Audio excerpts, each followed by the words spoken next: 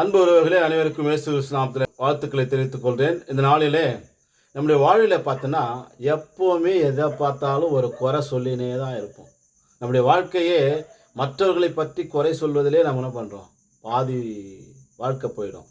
இந்த பழக்கம் எங்கேருந்து வருது அப்படின்னு சொன்னால், நம்ம இப்போ நடந்து போகிறோன்னு வச்சுங்களேன், ஒரு முள் இருக்கும், அந்த முள் மேலே நம்ம காலை வச்சுருவோம், அந்த முள் நமக்கு குத்தி கால் வலிக்கும். ஆனால் நம்ம என்ன சொல்லுவோம்னா, முள் வந்து எனக்கு குத்திருச்சு அப்படின்னு சொல்லுவோம். ஆனால் முள் அதே இடத்துல தான் இருந்திருக்கும். ஆனால் நாம தான் போய் என்ன பண்ணுறோம், அந்த முள்ளை ஏற்றிருக்கோம். அதே மாதிரி செவுத்துல நம்ம இடிச்சிக்கணும்னு வச்சுங்க.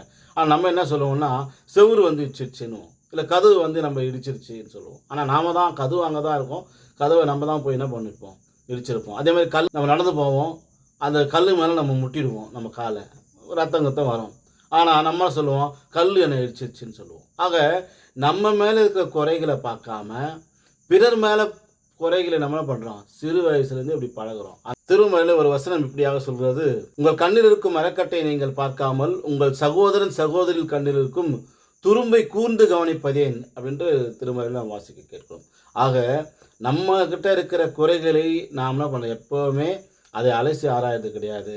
பிறர்கிட்ட இருக்கிற சிறிய ஒரு குறையை கூட பெருசாக பேசுகிற வழக்கம் நமக்குள்ள இருக்கு. அதாவது நம்முடைய குறைகளை அகற்றி நிறைவாக்குவோம், பிறர் குறைகளை காண்பதை விட்டு விடுவோம். கர்த்தர் தாமே திருவசனத்தை ஆசீர்வதிப்பாராக.